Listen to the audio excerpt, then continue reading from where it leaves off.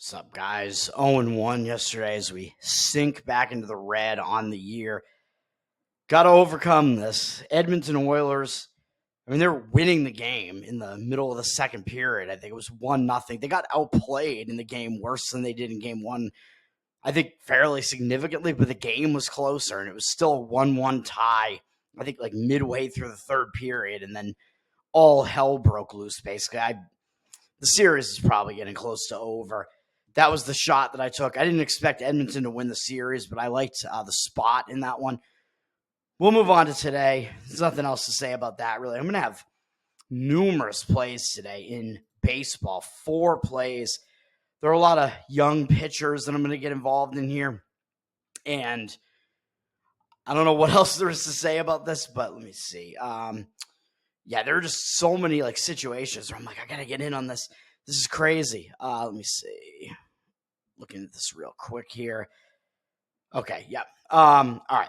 First one up. So first 2 plays I'm going to have are laying road favorites, and they're in a range where I think that it makes sense to actually start splitting it run line and money line instead of just laying the money line, because the money line's up above -130 now in both. One of them is going to be on the Atlanta Braves.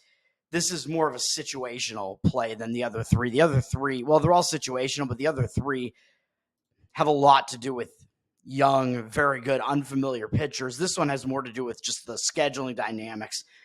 And it does still have to do with the pitching matchup. Atlanta Braves are up from -115 to -124. And very strangely, that's reverse line movement on the Braves, because we actually have a situation where the Braves are a road favorite, and they are they're a road favorite. They're not an under. They're a road favorite, and they're anti-public. The public is actually on the home underdog Baltimore Orioles, who have the better record. They have one of the best records in baseball, and the public is coming in on the Orioles. I guess they're not liking what they see out of Atlanta recently with Acuna gone, and Atlanta's dealt with some starting pitching injuries. But this spot, this has to be one of the most lopsided pitching matchups that you're going to find going against Baltimore, and with a good offense up against Baltimore, still a good team going up against Baltimore. This is going to be one spot where you can actually, this is one of the few spots where Baltimore is actually going to be an underdog, and for legitimate reasons. At home, you might not find a spot like this really throughout the rest of the year. Baltimore's got 77% of the tickets, only 70% of the cash. So they're very public, and it looks like less of the cash than the tickets are on Baltimore. And we see the line has moved up on Atlanta from -115 to -124, like I said. So reverse line movement on Atlanta. Baltimore, bad situation for them for a lot of reasons, man. They played yesterday at Tampa Bay. Pretty big divisional series. And not that facing the Braves is not going to be a big series, but they're coming off a divisional sweep of the Rays, man. Even though the Rays are down in last place in the division, it's still a divisional sweep. That's a big series, big outcome. They're returning home now with no days off because they played yesterday. 2-series road trip. It's not like a huge road trip necessarily. They stayed in the Eastern time zone, I believe, whatever. Played all divisional opponents, but still. Returning home with no days off, you're still going to have those return home distractions coming into play, and you have home life to get back to. It's going to be a distracted spot, and the Braves had yesterday off, so the Braves are in a better travel spot and rest spot here. Baltimore only used 2 relievers yesterday, and it was basically their 2 best relievers, Cano and Kimbrel, to get the save in that divisional game against the Rays. So Atlanta not having played yesterday, Baltimore's bullpen is still going to be a slight rest disadvantage there because they had to use their top 2 relievers, and Atlanta didn't use any yesterday. Atlanta is coming into Baltimore. This is a much better spot for Atlanta. They just had a losing series to the Washington Nationals. They just lost 3 out of 4 to the Nationals, man. Atlanta, I don't think they're going to want to let that stand. That was a bad series for them. I think this is going to be a bounce back spot for Atlanta. They get that day off to kind of take a break from that, forget about that. They're actually traveling less than the Orioles are because they're only going from Washington to Baltimore. So the travel spot is actually better for Atlanta too. And they have the day off, and they're going to try to use that day off to readjust some things and disrupt that momentum. I like all that. And to cap it off, the pitching matchup, I think, is a mismatch, man. Max Fried is pitching for the Atlanta Braves here. He's done well this season, 2.93 ERA, 1.02 whip. He's pitching well, 73 and two-thirds innings pitched. He only has 67 strikeouts, so he's not that big a strikeout guy. 22 walks is a bit much. So his control, a little bit of an issue.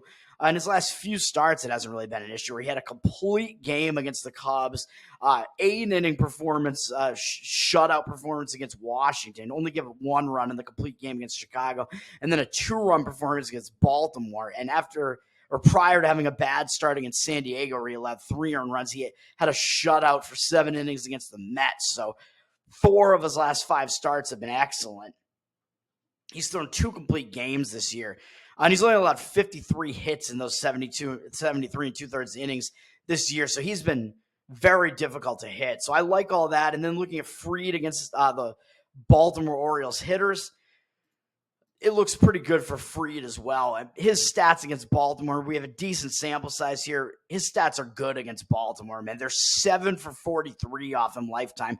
1 double, 2 home runs, 3 RBIs, 8.4 strikeout walk ratio. So again, the walks are a bit high.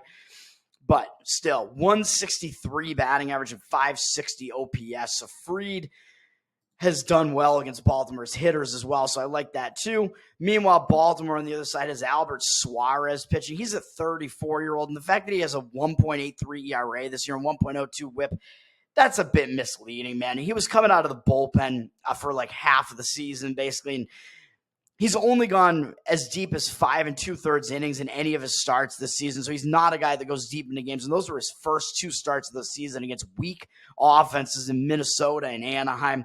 Didn't give up any runs in those. Since he re-entered the starting rotation in late May, he's gone 4 innings, 5 innings, and 5 innings.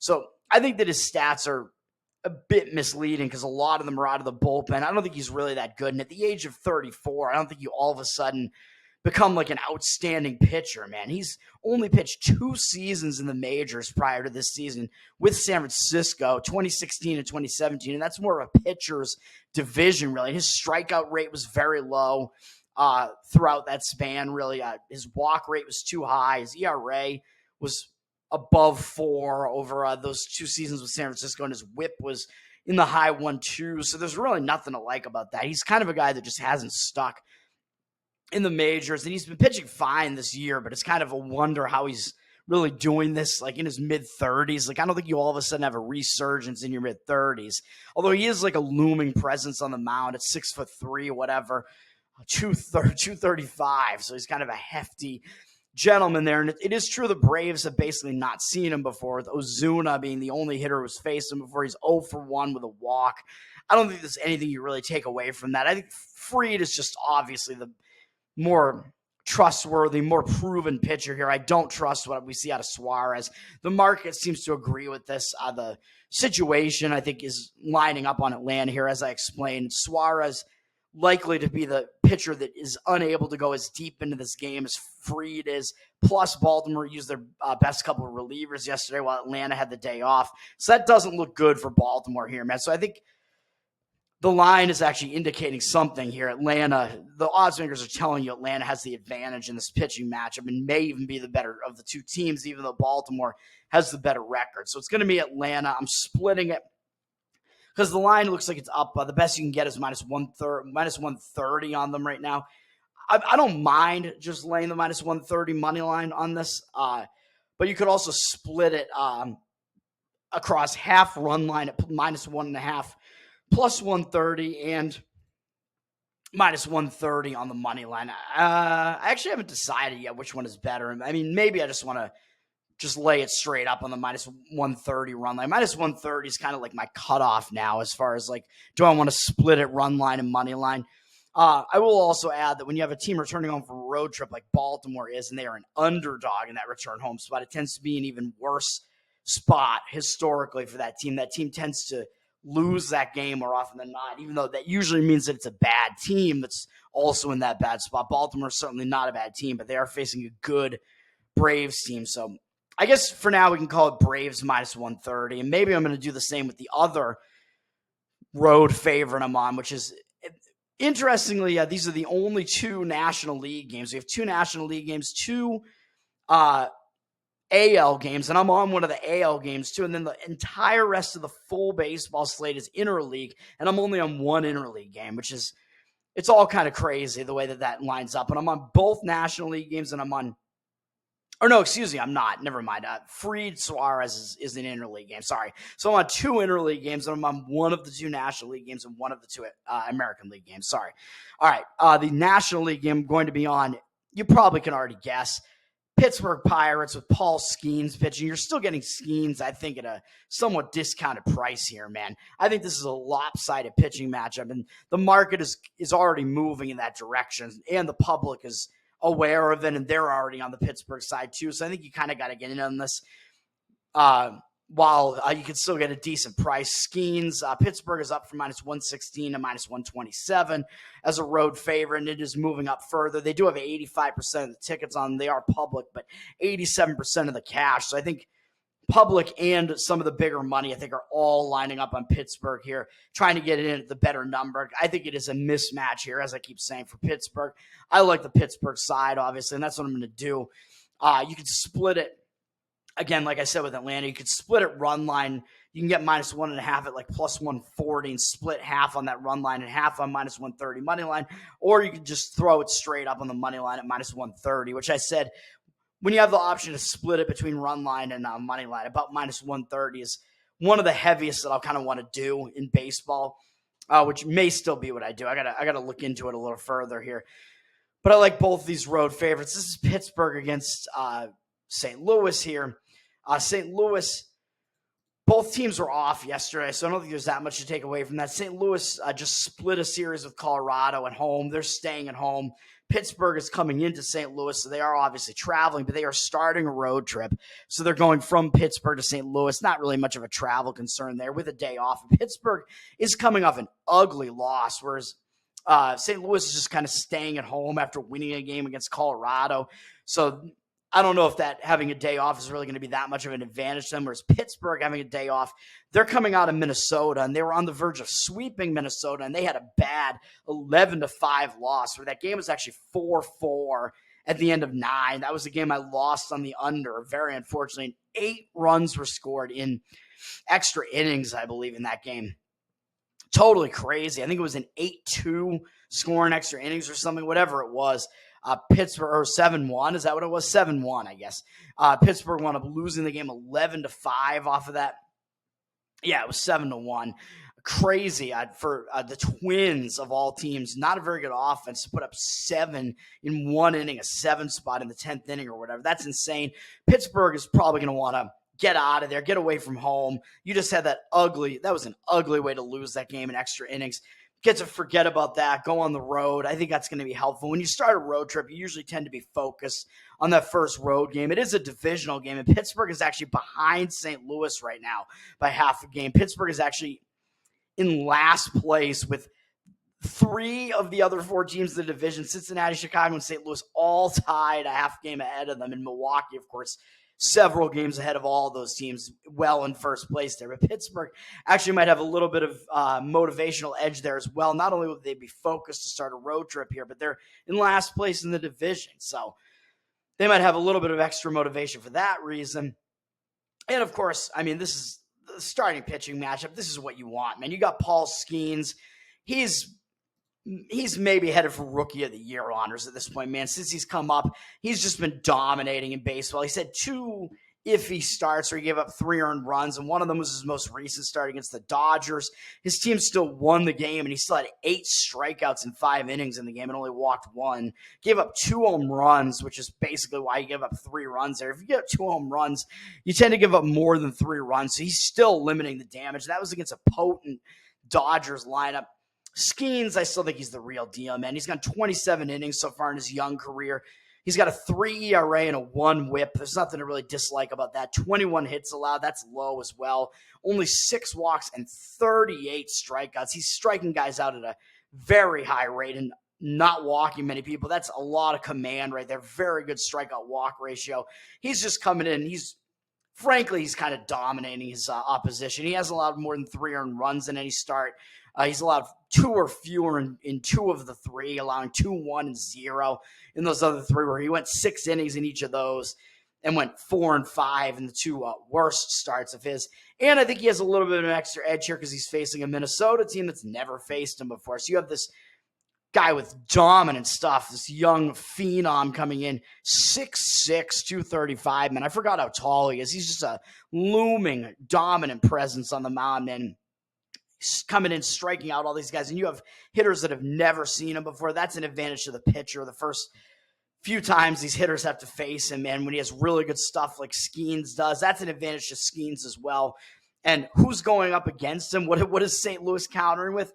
35-year-old Miles Mikolas. So we have a 13-year age gap between the two. And he's a tall dude. I mean, he's 6'4", but he's always been kind of a junk pitcher. He's got a 5.32 ERA this year, man, with a 1.28 whip. He's been limiting the damage as of late and going somewhat deep into most of his games recently, allowing basically 2 and 3 earned runs for the most part, like in almost every one of his starts. So he's been kind of consistent at least, but his stats just aren't really very good this year, obviously. His ERA is high, his whip 1.28, that's not good either. He's given up 77 hits in 71 innings, so he's been pretty hittable. 12 home runs allowed isn't great either.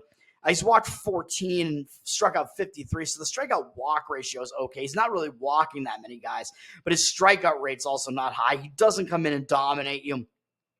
He is a junk pitcher, and then to cap it off, I mean, he's been in this division for a while. These Pirates hitters have seen him a lot, and they're 34 for 119 off him with 8 doubles, 2 triples, 2 home runs, 8 RBIs. He does have a 22-3 strikeout walk ratio against them, but it's a 286 batting average.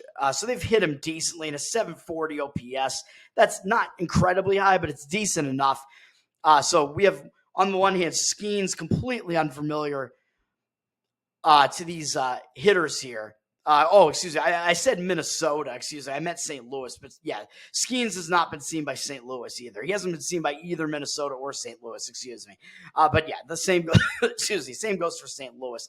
Sorry. ESPN was still on Minnesota there as far as his most recent opponent, but it doesn't matter. Skeens has not been seen by either lineup here, excuse me. So St. Louis's hitters, yeah, they've never seen Skeens. So again, like I said, it's going to be an advantage to Skeens early on with these hitters not having seen him before.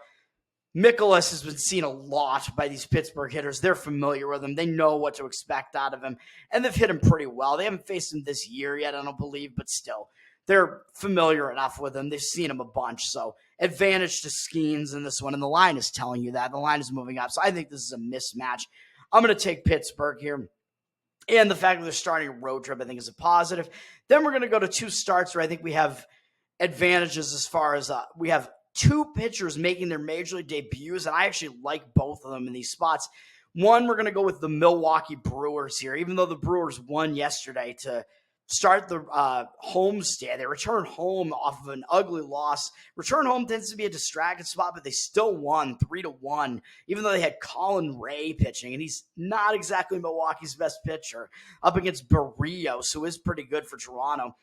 Didn't matter. Milwaukee still was able to win the game, win 3-1. Both teams used a couple of their back-end relief men, although Milwaukee actually used better relievers. Each team used 2 relief pitchers. So I think both teams used 2 of their relievers. Milwaukee used a couple of their better relievers. They used McGill, who is their closer and one of their better hold men. But even so, I think Milwaukee out of these 2 teams has the better bullpen between Milwaukee and Toronto. So I think even though Milwaukee used a couple of good relievers yesterday, both teams used 2 relievers. Milwaukee's bullpen overall is better. So I think we can go full game on this on Milwaukee without much of a problem. I don't think the bullpen situation really matters that much here. Milwaukee, I think we're getting a decent price on this. We're actually getting them as a home underdog, but the line is moving down. Toronto's gone down from -120 to -112. So again, we see market movement going against this man, getting an underdog price on Milwaukee with an unknown starting pitcher. Public maybe is a little bit onto it, or maybe they just like Milwaukee because Milwaukee is the team with the better record, which they are. Toronto's been struggling this year, man. So public coming in on Milwaukee at a 61% clip, 61% of the tickets, but 89% of the cash is on the Milwaukee side. So they have more of the cash than the tickets. So the big bets are actually coming in on Milwaukee, even though somewhat of the public is on Milwaukee too. The big bets are coming in and saying probably the public isn't even on Milwaukee heavily enough here. Fading Toronto here, dropping the line down from minus 120 to minus 112. Right now, you can get Milwaukee at even money at plus 100, basically the home underdog price. I like it. It's just straight up Milwaukee to win the game. I think they have the edges in this game, man. I think Milwaukee should probably be favored, to be honest, in this game. They're the team with the better record. I'm not convinced that the Blue Jays are the better team. Both teams have pretty good offenses. Milwaukee's got the better record. I think they're the better team overall, and I'm not convinced that Milwaukee has the worst of this matchup either. Yusei Kikuchi is pitching for Toronto. He's been around for a bit now. He's been pitching okay this year, 3.48 ERA, 1.22 whip. That's not bad, of course. His career stats are worse than that with a 4.59 ERA and 1.37 whip. So I'm expecting a bit of regression out of Kikuchi, to be honest. I think his seasons last year and this year, I don't think they're indicating that he actually was able to get something together like when he was 30, although it's possible maybe, but his stats with Seattle and with Toronto for one season before that were worse. So I expect his numbers to regress a little bit. I don't think he's as good as his numbers indicate so far this year. Milwaukee has seen him not a lot, but they're 6 for 18 off him lifetime with a homer, 3 RBIs, 8 strikeouts, and 8 walks. So that's not a good strikeout walk ratio. They're 333 off him with a 1,038 OPS. So in a limited sample size, Milwaukee has been able to hit Kikuchi and, of course, draw a lot of walks against him. So Kikuchi hasn't done well against them. He's coming off a good start in a divisional matchup, too, against Baltimore. So that was a big start for him. So maybe he might even be in a little bit of a letdown spot off of that big game where he pitched well and they won against Baltimore. That was a big start there. Overall, this season, his stats are good. And I'm not going to lie about that. 71 strikeouts and 72 and a third. Only 15 walks and 73 hits allowed. So he hasn't been putting that many men on base. Strikeout number is actually pretty high. Good, strikeout walk number. His strikeout rate is on his career is almost 1 per inning, so it's almost in line with that. His walk numbers have been a lot higher throughout his career, so I kind of expect that to regress a little bit. Although maybe he's somehow been able to find control. I don't know, but against Milwaukee, he hasn't been that good. And on the side of Milwaukee, Carlos F. Rodriguez. We got to distinguish, man, because there are too many Carlos Rodriguez's in baseball. Carlos F. Rodriguez is making his major league debut. The Nicaraguan Carlos F. Rodriguez. He's considered to be one of the top Brewers prospects, actually.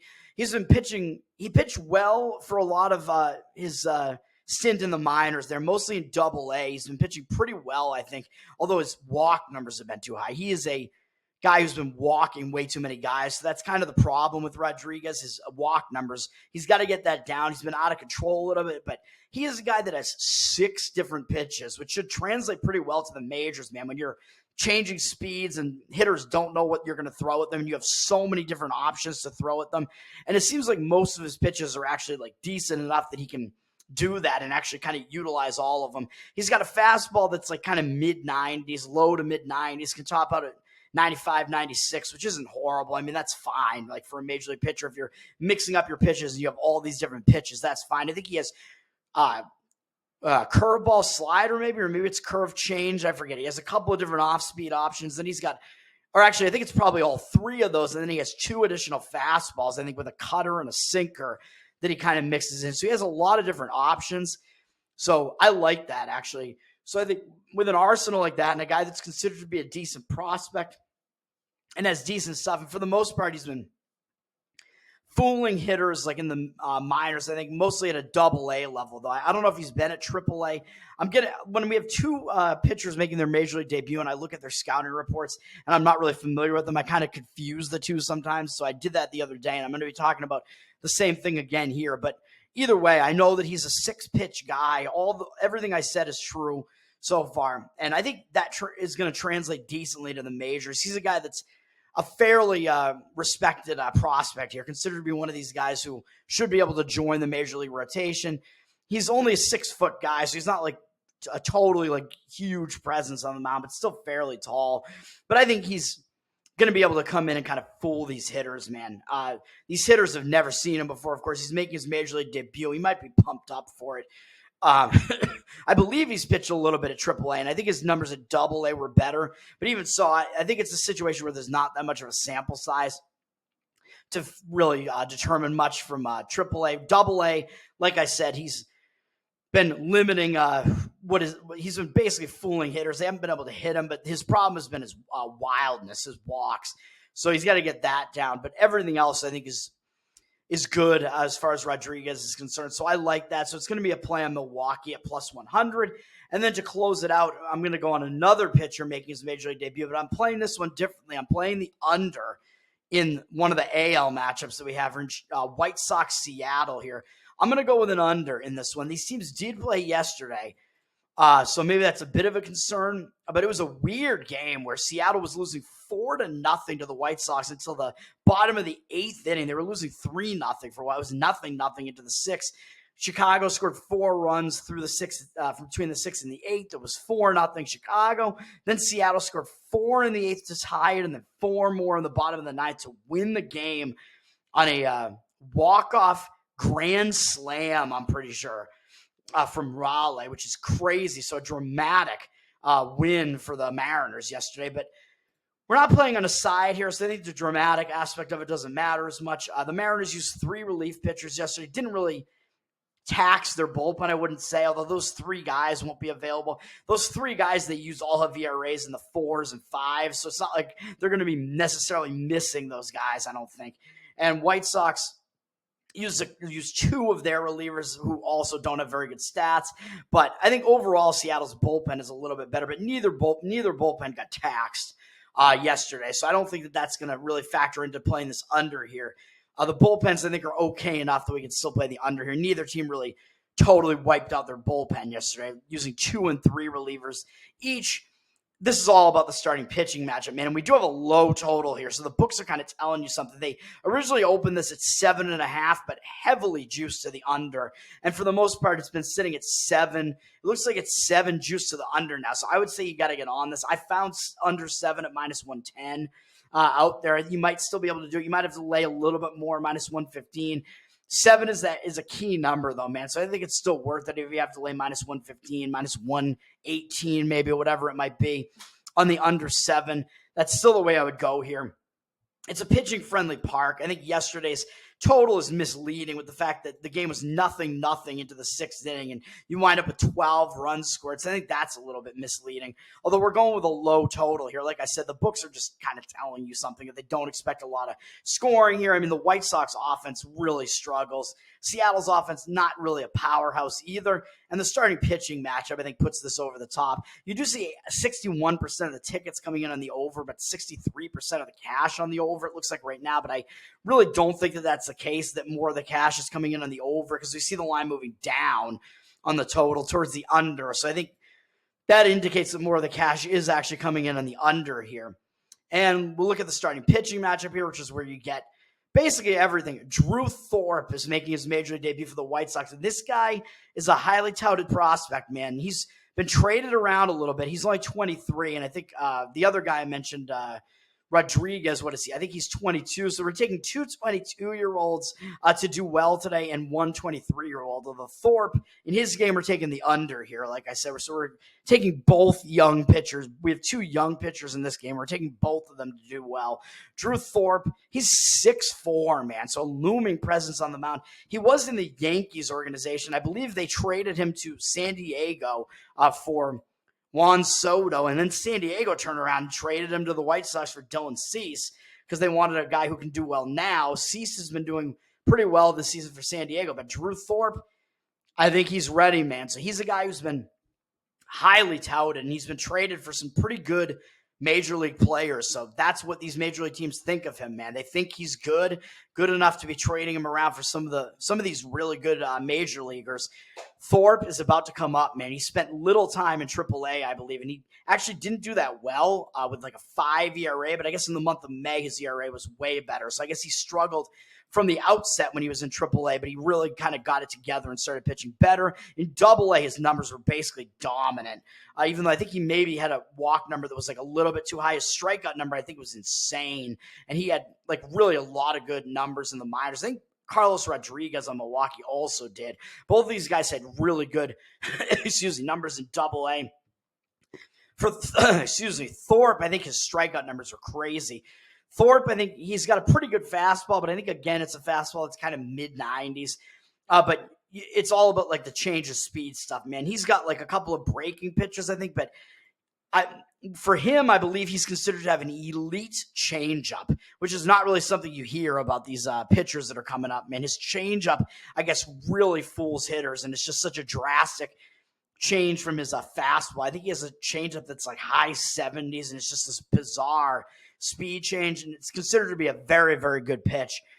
So it'll be interesting to see what we get out of Thorpe, but I like that, man. You got a guy that has really good stuff. He's a very highly touted prospect, and these hitters, of course, have never seen him before. This is his major league debut, so as I continue to say over and over again, these pitchers, 3 of the pitchers that I'm dealing with today, taking either their team or the under, have never been seen before by these opposing hitters, so that's an advantage. 2, that pitcher in Thorpe, I would say these Seattle hitters have never seen him before, so I think they could struggle early on. And then on the other side, we have 24-year-old Brian Wu, who's one of the best young pitchers. And Seattle's got a lot of good young pitchers, man, and he is one of them. Wu has been pitching really well this year, better than last season was his major league debut season. He pitched well last year, and he seems to be improving on all that this season. He pitched decently last season. I guess his numbers, 4.21 ERA wasn't that great, but 1.21 WHIP wasn't horrible. His strikeout rate was good. He walked too many guys was really his problem. This season, that has not been a problem, and he's been really good. 1.07 ERA, 0.53 WHIP. Obviously, that's unsustainable. He can't possibly keep that up, but still, he's been really good, and he's faced a couple of pretty potent lineups in the Royals and the Yankees and whatever, and Washington had been hitting pretty well. Faced some bad lineups too, Oakland twice and Anaheim, so it's been a mix. He's gone 33 2/3 so far this season, only allowing 16 hits and 1 home run. So he's been almost unhittable, which is ludicrous. Again, that's not sustainable, but still, he's been a good pitcher. And he's got a 24-2 strikeout walk ratio, so his walk numbers have been really low too. He's hardly walked anybody. He has not walked anybody since May 15th. So he's gone 4 starts without walking anybody. It's just crazy. 24 strikeouts in 33 2/3 isn't that much. He doesn't have a really high strikeout rate, but even so, Wu, he's putting up numbers that are just good across the board, really, except that the strikeout rate isn't really that high. But he fools you in other ways, man. He's getting his control under control. He's been pitching well, and the White Sox hitters have seen him before to a limited extent, but they haven't done well against him. They're 3 for 17 off him lifetime with 1 extra base hit, which is a home run, 2 RBIs, 6.0 strikeout walk ratio. It's a 176 average, batting average against him and 529 OPS. So Wu has done quite well against the White Sox. So I think that's a recipe for an under. So that's going to do it for me, man. I got to get out of here. So 4 Major League Baseball plays here. We'll say Atlanta Braves, however you want to do it. You can lay minus 130 on the money line, I guess. Pittsburgh Pirates minus 130 money line as well. Milwaukee Brewers plus 100 money line and under 7 in White Sox Seattle. And if you want to split those 2 money line plays on Atlanta and Pittsburgh, half money line, half run line, you could do that as well. Peace out.